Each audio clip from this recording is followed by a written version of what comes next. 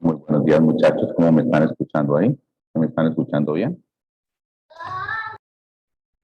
Buenos días, ¿sí me están escuchando bien, muchachos? Con mucho ruido. No los escucho. Ahí se le escucha bien. Okay. Bien, les doy la bienvenida, muchachos de décimo A. Pues estoy transmitiendo aquí desde el colegio la clase. Pues vamos a la semana que no tiene horario 1, pues entonces vamos a tratar de conectarnos aquí por videollamada, hacer la presentación de la primera guía, que ya en clase de alternancia la semana pasada presenté una parte. Entonces esta clase que les queda también junto con la grabación es para que ustedes vayan adelantando la guía. El día de mañana les subiré la evaluación en formularios de Google relacionados entonces con esta guía que tiene que ver con el estado de líquido y una de las propiedades del estado líquido que es la solubilidad. Entonces pongo un poco de cámara aquí para saludarlos. Desearles que se encuentren bien, muchachos. Recuerden pues que pues, entre más participación tengamos en el proceso de comprensión de la guía, pues vamos a tener una mejor calificación, en especial en la nota del CER. Bueno, sin más preámbulos, entonces vamos inmediatamente. Cuéntenme, muchachos, ¿se escucha mucho el ruido del ventilador del fondo o si no lo apagamos? ¿Se está escuchando mucho el ruido del ventilador del fondo, muchachos? ¿O no se, o ahí está bien? Así está bien, profe. Ah, ok, muy bien. Entonces, aquí voy a compartir mi pantalla. Ok. Entonces, aquí, listo, muchachos. No olvidar, esta guía, muchachos, tenemos plazo para entregarla. Entonces, aquí, 1 de octubre. Esa es exactamente la fecha. Entonces, van adelantando el trabajo. No se les olvide enviarla por el Classroom. La siguiente semana en alternancia, los muchachos que vean, pues vamos a mirar la segunda parte. Y los que no, les voy a enviar grabación de la explicación de la segunda parte de la guía. Lo único, muchachos, es hacer el trabajo lo más honesto posible que se pueda. Entonces, el tema que se propone es el estado líquido. Ya vimos nosotros la importancia del estado líquido aquí en clase. Comprender mediante el modelo mental, primero que todo, tener un modelo de cómo es el estado líquido. Asistimos a la clase Zoom. Entonces acá, los líquidos tienen, obviamente, lo que hicimos en clase pasada, una densidad fija. Pues a diferencia de los gases, los líquidos no se pueden comprimir, mientras que los gases sí. Pues la razón, nosotros podemos medir la masa de un líquido con facilidad y también podemos medir el volumen. Ahora, si colocas una gota de aceite de cocina dentro de un vaso con cierta cantidad de agua, podrás ver qué líquido queda uno sobre otro, que es muy evidente, ¿no? O sea, si nosotros colocamos entonces cierta cantidad de agua y coloco un vasito, voy a dibujar aquí, coloco cierta cantidad de agua y en la parte de arriba coloco algo de aceite de cocina, pues obviamente veo que el aceite flota. Estamos viendo que el aceite es un líquido, el agua también, pero que el aceite es un líquido que no se disuelve en el agua. De hecho, tiene una densidad menor que la del agua porque flota sobre ella, que también lo vimos en la clase pasada. ¿Ok? Entonces, si colocas una gota de miel sobre un plato inclinado con una gota de aceite, es uno de los experimentos que se les viene a hacer ustedes en esta guía. Si colocamos la gotica de aceite, vamos a hacerlo oscuro, y la gota de agua, pues vamos a tratar de mirar cuál de ellas se desliza más rápido. La que se va a deslizar más rápido, pues obviamente va a ser el agua. Si vamos a colocar aceite, pues se va a demorar un poco más en desplazarse, lo cual habla de una propiedad que se llama la viscosidad. Entonces, ahora, si tú miras un vaso, lo que explicamos aquí en clase, pero esto también lo explico para los que no estuvieron en clase presencial la semana pasada, si tú miras la superficie de un vaso, es fácil poderla observar. Aquí la podemos ver. Eso significa que la superficie del líquido es completamente diferente al resto del líquido. A esto le llamamos tensión superficial, que es otra de las propiedades del líquido que se estudian en la primera parte, que también las presentamos la semana pasada en la clase virtual que tuvimos. Entonces, muchachos, Ahora, ¿por qué una gota de agua al caer, por qué una gota de agua al caer toma la forma? Aquí me quedó unido. Toma la forma, disculpen. Toma la forma, una gota de agua al caer toma la forma de la gota, toma una forma así alargada y ovalada. Entonces, las explicaciones son varias. La clase pasada hicimos eso, porque una gota toma la forma de un cono. Aquí estoy diciendo, si tú tienes una gota de agua, la dejas caer, entonces toma esta forma de cono. Aquí estoy tratando de dibujarla, bueno, aquí es un poquito más. ¿Por qué toma la forma de cono la gota de agua? Pues es específicamente debido a que el agua, la deforma el aire, pero también por la tensión superficial, que esta superficie que tiene una mayor atracción en molecular que el resto del líquido, y entonces ella se cierra, formando de esa forma la gota que nosotros tenemos. Si cae sobre una superficie plana una gota de agua, una de aceite y una de mercurio, el impacto despliega a las tres, generando una superficie estrellada y redondeada. ¿Cuál de los tres líquidos es que genera el círculo más grande y por qué? Pues obviamente los líquidos que tengan menor tensión superficial van a generar superficies más grandes porque se van a dispersar mayor. Los que tengan mayor tensión superficial van a ser los más pequeños. Caso del mercurio, tenemos aquí la miel, también tenemos en este caso la glicerina, y aquí tendríamos el alcohol. Ejemplo, eso habla de tensión superficial. Ahí, muchachos, entonces, lo que tenemos que tener siempre en cuenta es cómo revisamos, cómo observamos exactamente los líquidos que tenemos a nuestro alrededor para poder sacar mejor provecho de este aprendizaje. Esta es una de las fotos que yo les prometí, la caída de una gota de agua sobre una superficie, y puedes mirar exactamente el comportamiento. Mira cómo la gota penetra, mueve el líquido que está, lo comprime, haciendo que el líquido que está a los alrededores entonces se desplace, pero llega un momento entonces en que la gota ingresa, pero este líquido que fue comprimido en la parte central nuevamente regresa aquí a su parte y trata de devolver la energía que le entregaron, haciendo que una parte de él, mire, aquí hablo de tensión superficial, una parte de él se desprenda, como nosotros vemos acá, se desprenda, y también parte de él, entonces, porque este que está acá, la parte de arriba, se está estrellando, evidentemente con el aire, pero nosotros vemos las capas de tensión superficial acá. Mira cómo se cierra sobre sí mismo el líquido, cómo se cierra sobre sí mismo el líquido, formando entonces nuestras capitas de tensión superficial. Si te das cuenta, son varias características que para poderlas observar tienes que mirar muy detalladamente con exactitud del dibujo. La tensión superficial se desarrolló sin haber encontrado máquinas, perdón, sin haber utilizado máquinas de resolución fotográfica tan sofisticadas como la de ahora. El modelo mental del estado líquido de la materia. ¿Cómo es eso del modelo mental del estado? ¿Cómo son las moléculas? En la clase pasada nosotros vimos que eran como las hojas de un libro que se desplazan unas con respecto a las otras en todas las direcciones. A eso le llamamos que el líquido fluye, o sea, no tiene la forma del recipiente, perdón, no tiene forma propia, pero tiene que adaptar la forma del recipiente. Así entonces, hablamos del estado líquido, y aquí hay más explicación de esas teorías del estado líquido, y en esta parte les quise mostrar, muchachos, en la molécula de agua, H2O, la atracción negativa positiva entre moléculas de agua.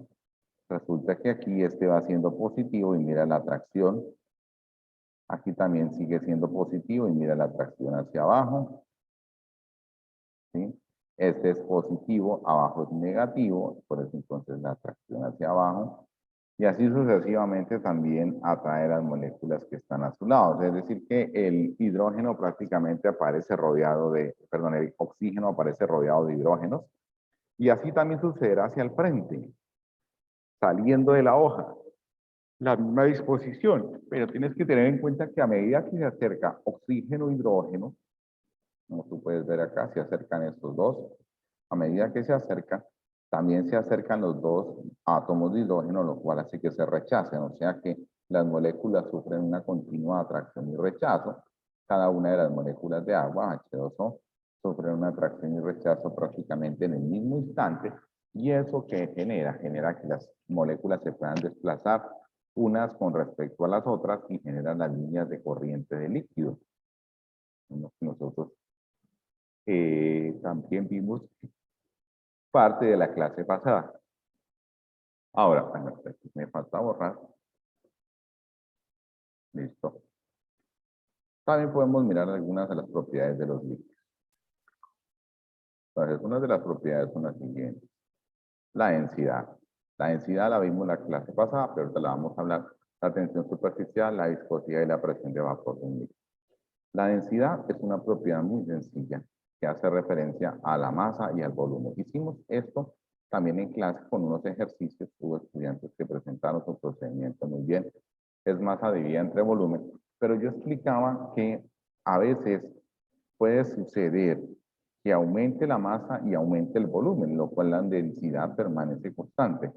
Pero a veces pudiese aumentar más el volumen y mantener la misma densidad, lo cual entonces, el mismo volumen, aumenta el volumen pero mantiene la misma masa, lo cual genera una disminución de la fracción y una disminución, por lo tanto, de la densidad. ¿Me explico? Si yo tengo, por ejemplo, tengo un objeto comprimible que pesa 2 gramos y su volumen es 1 centímetro cúbico. Entonces quedaría 2 dividido entre 1, 2 gramos por centímetro cúbico sería la densidad de ese objeto. Pero resulta que ese objeto, entonces lo comprimí, o sea, su volumen ya no es de 1 centímetro cúbico, sino ahora comprimido va a ser de medio centímetro cúbico. O sea, date cuenta que la parte de abajo, el denominador, aumentó. Significa que la densidad va a ser de 4 gramos por centímetro cúbico. Es decir que en este caso, si disminuye el volumen por algún mecanismo manteniendo la masa, la densidad aumenta. ¿Ves? Esa es una de las características. Ahora, si yo aumento su volumen, al revés de acá, de 1 lo voy a subir hasta 2, entonces quedaría de esta siguiente manera.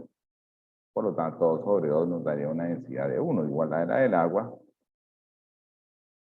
Y lo que quiero demostrar es la variación del volumen con respecto a la masa para la densidad. Tenerlo muy en cuenta, muchachos, porque ahí salen los problemitas. Ahora bien, ahí nosotros explicamos en clase un problema que está dibujado aquí en la guía. Está completamente bien dibujado para que ustedes le puedan sacar provecho de aprendizaje y de comprenderlo. Problemita que está aquí en la guía, vamos a colocarlo acá. Bueno, ahí está la definición de densidad. Entonces, aquí lo voy a colocar. Es un dibujo que yo lo hice ahí a mano alzada. Entonces, ¿qué ocurre? Si yo tengo un volumen acá, mírenlo, este volumen adecuado. Y voy y peso la probeta con ese volumen que son 40 centímetros cúbicos. Entonces me da, la masa de la probeta me da de 63.3 gramos. Es la probeta con el líquido. Pero si antes he pesado la probeta vacía sin el líquido, esta me pesó 23.3 gramos. O sea que ¿cuánto es el peso del agua, de los 40 centímetros cúbicos de agua? Pues tengo que descontarle al peso de probeta con agua, tengo que descontar el peso de probeta. Entonces, peso de probeta con agua son 63.3 y peso de la sola probeta, después al haber hecho la prueba ahí con la balanza, nos da 23.3. Si se lo descuento, me da inmediatamente entonces la masa. Si se lo descuento, me va a dar la masa de los 40 centímetros cúbicos de agua. Por lo tanto, al sacar la densidad del agua, masa 40 gramos, y el volumen, ya lo sabes, 40 centímetros cúbicos, entonces 40 sobre 40 nos da 1 gramo por centímetro cúbico, que es la densidad del agua. No sé si por ahí alguien creo que levantó el micrófono, de pronto tendría alguna observación, alguna pregunta. ¿No? Estos ejercicios, muchachos, son muy sencillos, solo es hallar la masa. Si tenemos el volumen, pues dividimos esa masa ya entre el volumen, o al revés, te piden hallar el volumen y te dan la masa conociendo la densidad. Bueno, son muchas características. Dice acá en este ejemplo, hallar la masa de 600 centímetros de alcohol sabiendo que su densidad es 0.8 gramos por centímetro cúbico. Es muy sencillo. La densidad del alcohol es 0.83 gramos sobre centímetro cúbico. O sea que un centímetro cúbico de alcohol pesa 0.83 gramos. Como la densidad es masa sobre volumen y nos están preguntando hallar la masa, mire la incógnita, aquí le pongo arriba. Entonces, para despejar esa masa, el volumen que está dividiendo a esa masa, sube a otro lado a multiplicar. Densidad por volumen, entonces es igual a la masa.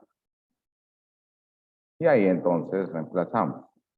La masa es densidad por volumen. Y la densidad es del alcohol, 0.83 gramos centímetro cúbico. ¿Sí?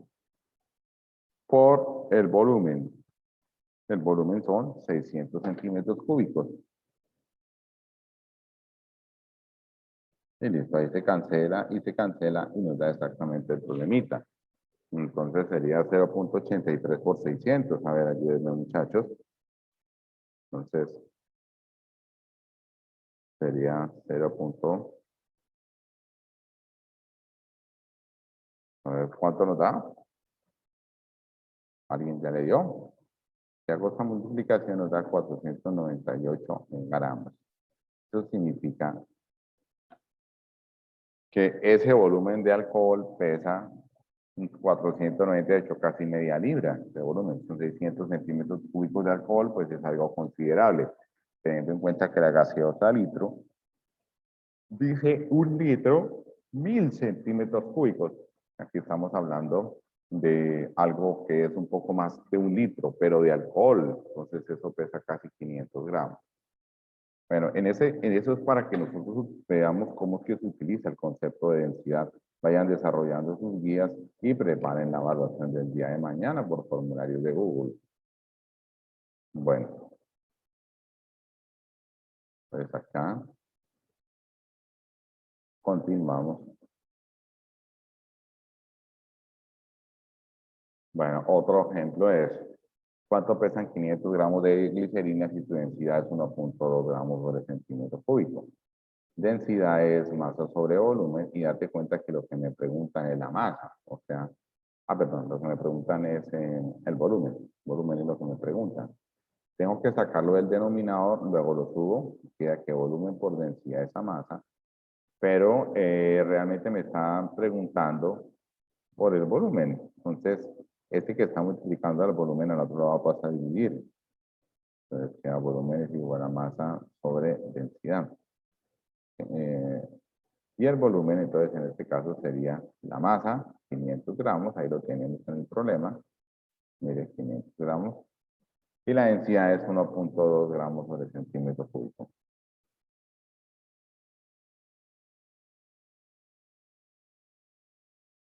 Entonces, al hacer esa división, 500 sobre 1, mira cómo cancelo gramos con gramos.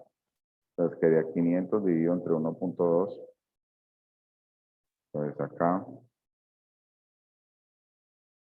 500 dividido entre 1.2. Eso nos da 416, o sea que el volumen de eso es 416 centímetros cúbicos. Bueno, ahí entonces tenemos dos problemitas. En uno pedimos volumen y en otro pedimos masa. Y puede haber un problemita que nos esté pidiendo también la densidad y nos tiene que dar entonces los datos para tener la masa o calcularla y los datos para tener el volumen. O calcular. Entonces, siempre nosotros tenemos que tener en cuenta exactamente qué nos preguntan. Nos dieron la densidad, nos dieron la masa. Entonces, en este caso, como también está resuelto en la guía, entonces, ahí lo pueden revisar varias veces. La viscosidad. ¿Qué es la viscosidad? La definimos en salón de clase, dificultad para poder fluir. Entonces aquí vemos desde un líquido poco viscoso hasta un líquido muy viscoso. El líquido del último recipiente es tan viscoso que, mira, va a intentar pasar cuando este líquido, que es el más viscoso, ya va más de la mitad vaciado. Y a medida que sube la viscosidad, date cuenta cómo se hace menos fluido el agua, los líquidos, perdón. Aquí también tenemos un ejemplo de viscosidad, un líquido muy fluido, un líquido muy viscoso o espeso. Mire cómo es la diferencia de caída. ¿En qué medimos la viscosidad? Tenemos que hacerla por una relación, llamar exactamente la viscosidad del agua como punto de referencia y medir las demás viscosidades. Por ejemplo, la miel. Si el agua se gastó de pronto 3 segundos en escurrirse por un plato una gota de agua, ¿cuánto se gasta en escurrirse por un plato? ¿Cuánto gastaría la glicerina? Pues lo más seguro es que gaste mucho más. Yo les hablé en clase de los aceites lubricantes para el motor, evita el desgaste por fricción y además contribuye al aseo interno del auto. Esto de tensión superficial ya lo habíamos dicho. Entonces, gracias a la tensión superficial es porque las moléculas que están en la superficie se acercan mucho y forman una capa diferente al resto de las moléculas. Por eso vemos exactamente cómo este insecto puede pararse sobre el agua. Y no es nada ficticio, es real. Los insectos se paran sobre el agua.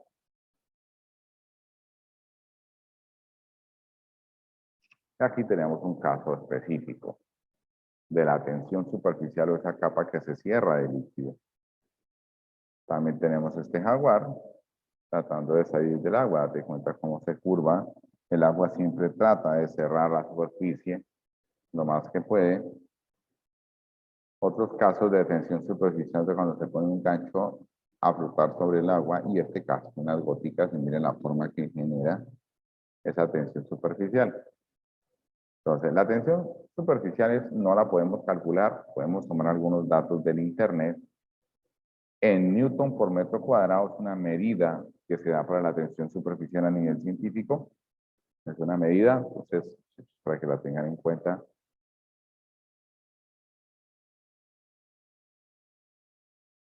Y esta propiedad que le llamamos capilaridad, que es la facilidad para adherirse a las paredes de un tubo muy delgado y ascender por él como nosotros estamos viendo acá.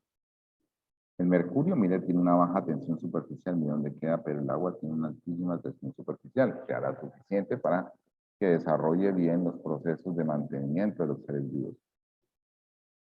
Bueno, aquí tenemos la capilaridad. Date cuenta que la capilaridad trata de subir por las paredes del recipiente y entre más delgado se adhiere con más fuerza y entonces asciende. Eso explica por qué el agua puede ir desde las raíces hasta las desde las raíces hasta a las alturas muy grandes en las plantas puede ir el agua sin ninguna dificultad. Bueno, esta propiedad que no alcanzamos a estudiar allá en la clase es la solubilidad. La solubilidad es la capacidad que tienen varios líquidos de disolver a otros. Por ejemplo, el agua puede disolver muy bien el azúcar y muy bien la sal.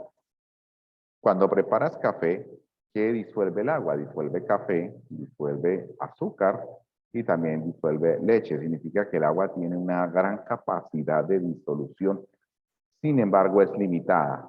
Si tú tratas de disolver demasiada sal, pues el exceso de sal va a ir al fondo del recipiente.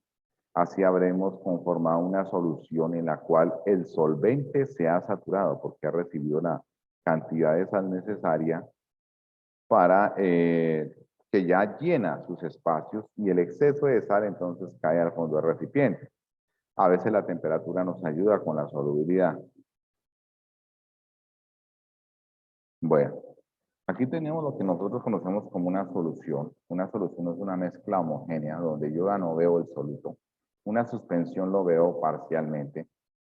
Y una mezcla no homogénea, yo miro perfectamente los componentes de la solución.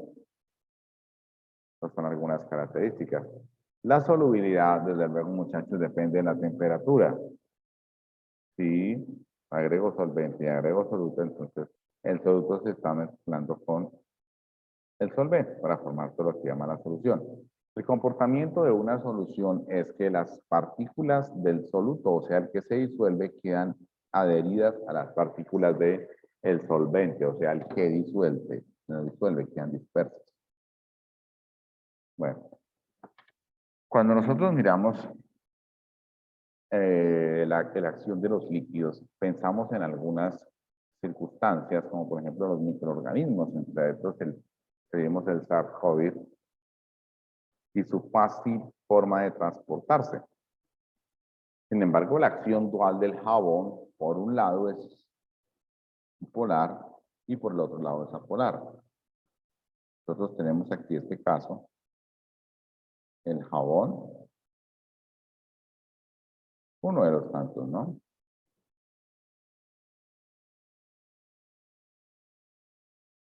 ¿Cierto? Entonces, sí, el jabón, perdón, me faltó ponerle acá.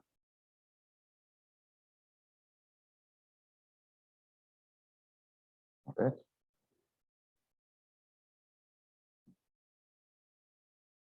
Por este lado, esta cabeza polar del jabón hace que él se disuelva en agua. Pero por el otro lado, donde no hay polaridad, entonces se adhieren las moléculas de grasa, facilitando desde luego que la acción del agua al arrastrar la cabeza polar, entonces logre arrastrar entonces las grasas que están pegadas a él, y de esa manera las grasas quedan emulsificadas dentro del agua. Esa es la acción dual del jabón. Por un lado se disuelve en agua, por otro lado disuelve grasas.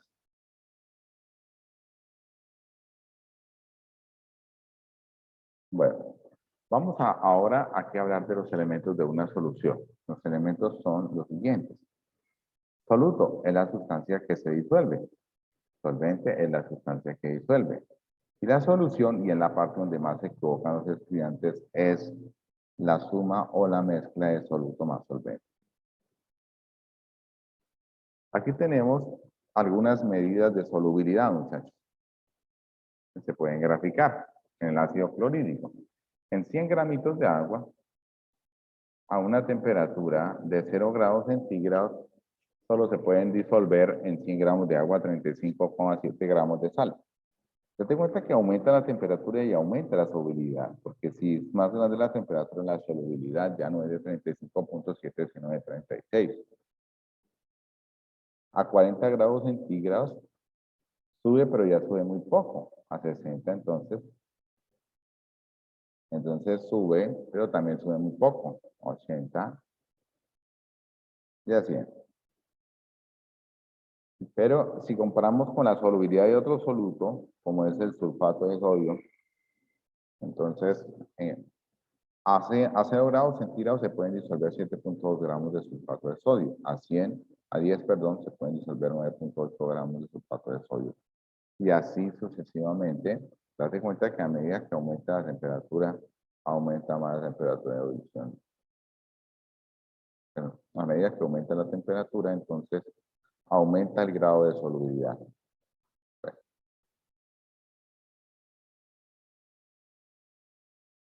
Aquí está otro, que es la solubilidad del sulfato de cobre. En esta gráfica puedo ver que a 0 grados centígrados se disuelven casi 20 gramos de sulfato de cobre. O sea, se disuelven exactamente 17,8 a 0 grados centígrados. Pero a 20 grados centígrados, perdón, a 21, sí, a 20 grados centígrados se disuelven 21,4 gramos de sulfato de cobre hidratado. Así sucesivamente, a medida que aumenta la temperatura, muchachos, aumenta el grado de solubilidad. Bien. No siempre la naturaleza favorece el qué tan solvente es un líquido. Por lo general, si el soluto es un sólido muy fino, como es un sólido demasiado pequeño, como la maicena, entonces no se logra disolver bien. Todos hemos intentado disolver la maicena en agua caliente.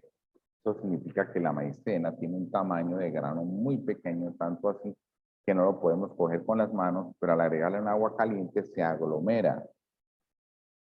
Entonces, al disolver en agua caliente, la maicena se aglomera y no se deja disolver.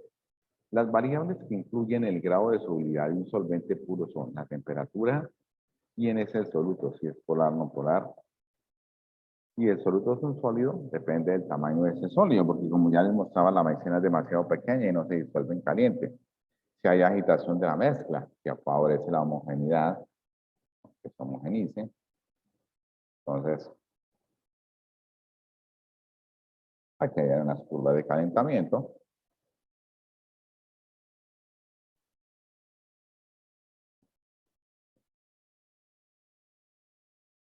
Bueno, entonces aquí vamos entonces aquí a revisar inmediatamente un concepto muy importante que es el concepto de solución. La solución es una mezcla homogénea en estado líquido, en la cual las sustancias mezcladas no las veo porque están en una sola fase y no se logra diferenciar unas de otras. ¿Qué elementos constituyen una solución? La sustancia que se disuelve, la sustancia que disuelve, el solvente, y la solución, y es donde fallan la mayoría de estudiantes, siempre será soluto más solvente. ¿Ok? Las soluciones también se pueden clasificar según el grado de solubilidad, así, saturadas, ¿sí? Sobresaturadas y diluidas. Y tenemos casos, soluciones insaturadas es cuando no ha logrado llegar al punto máximo de solubilidad del solvente. No alcanza el límite. Saturadas es cuando alcanzó el punto máximo de solubilidad del solvente y sobresaturados es cuando logramos que disuelva más de lo que puede disolver a esa temperatura, a esa cierta cantidad de agua. Bueno, también se clasifican según la cantidad de soluto disuelto. Así. Si están muy diluidas, se llaman soluciones diluidas. Si tienen pocos solutos, se llaman soluciones concentradas.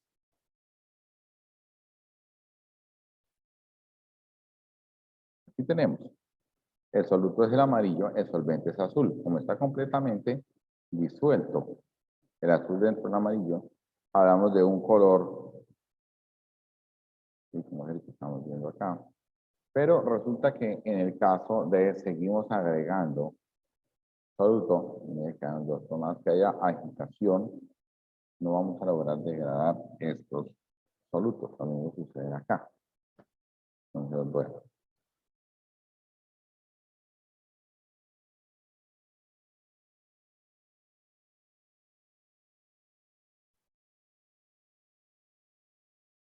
Aquí va a presentar, bueno, tipos de solventes, tipos de soluciones.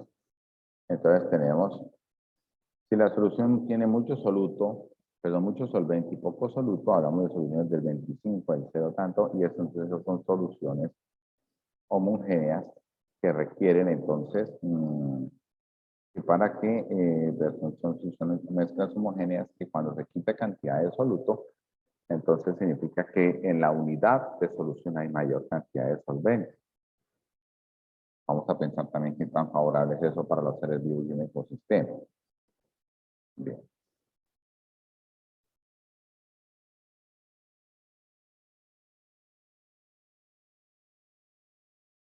Bueno, un ejemplo de solución concentrada es cuando preparas café.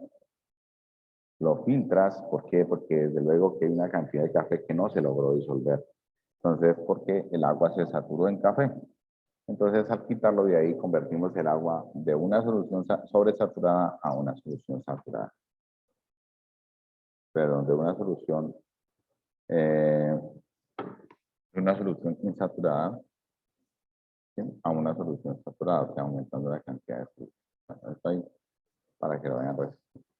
Concentración, ¿a qué le llamamos concentración? Pues cuando expresamos la cantidad de soluto en solvente hablamos de la concentración y es un dato numérico que nos dice exactamente. Entonces, es un dato que nos dice exactamente qué cantidad de soluto hay por unidad de solvente. Esas son las unidades de concentración que son en el punto que está ahí. Unidades de concentración y tenemos las físicas, masa de soluto a masa de solución por 100. Y de ejemplo, hallar el porcentaje de una mezcla de 300 gramos de agua con 10 gramos de sal. Sabemos que el solvente universal es el agua y son 300 gramos y la sal es el soluto, son 10 gramos. Entonces, si tomamos agua y sal, entonces el agua son 300 gramos, no mililitros, gramos de agua, aunque es lo mismo porque la densidad del agua es 1, multiplicado por 10. Entonces, Aquí nos está dando, obviamente, la solución. Agua, perdón, no multiplicado, sumado. Agua pesa 300 y la sal pesó 10. Entonces, simplemente sumarlos, el nuevo peso serán 310 gramos. Así, muchachos, también hablamos entonces de la preparación de diversos tipos de soluciones. Por ejemplo, el porcentaje de volumen a volumen. Ese anterior era porcentaje peso a peso. Porcentaje peso a peso, porque si yo te digo una solución al 5% peso a peso, significa que en esa mezcla que estás viendo ahí, ¿qué es lo que hay? Pues que por cada 100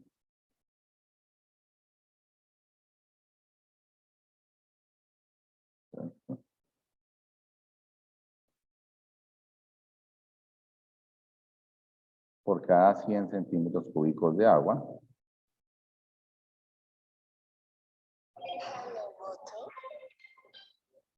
muchachos, un momento. Ahora sí que recordaré. Y es que estoy en clase, Luisa, cuéntame a ver.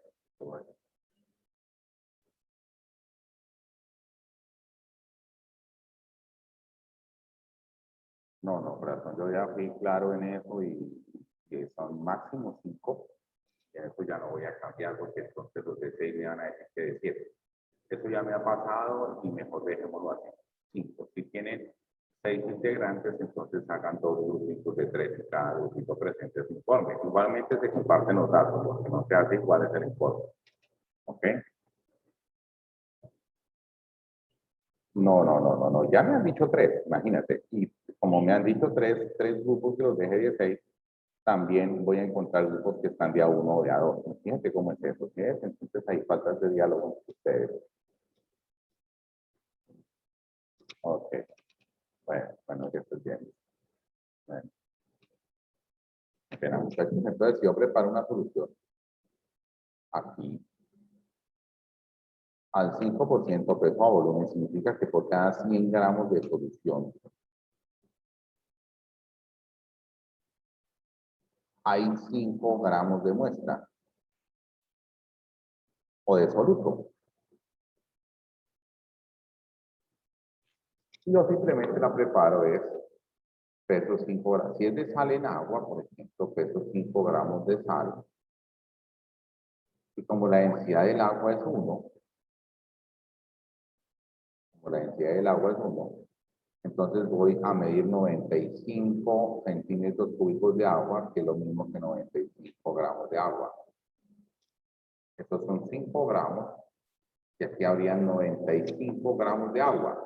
Solo para el agua, 95 centímetros cúbicos de agua son 95 gramos de agua. Y si lo sumo, entonces yo tendría 100 gramos, si los agrego, perdón, todos, y revuelvo muy bien, voy a tener 100 gramos de solución salina o sal en solución. O sea, 100 gramos de agua en sal. ¿Al cuánto? Al 5%, porque de los 100 gramos, el 5% es sal. Bueno, ahí ya se va a cortar, ya que a tomar los pantallazos de evidencia antes de que se me corten, muchachos.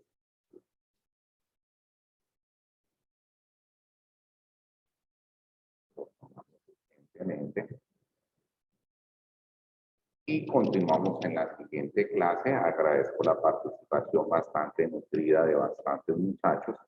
Simoa siempre ha sido un grupo muy responsable en esta parte. Luego ahí las interrupciones del ventilador. No logro. Ya. Entonces aquí ya pongo el segundo porque son. Entonces tomar la totalidad de pantallas de los estudiantes. Y muchachos, entonces cualquier duda, ahí les envió la grabación, aunque gran parte de esto ya estuvo explicado en la clase presencial. Sin embargo, también les voy a enviar esta grabación junto con la grabación que se envíe de otro grupo, con el único objetivo entonces de que ustedes vayan adelantando la guía. Luego les digo que el día de mañana, entonces vamos a tener entonces la evaluación por formularios de Google. Siempre es una situación muy sencilla porque hay gente que saca 5 estas evaluaciones.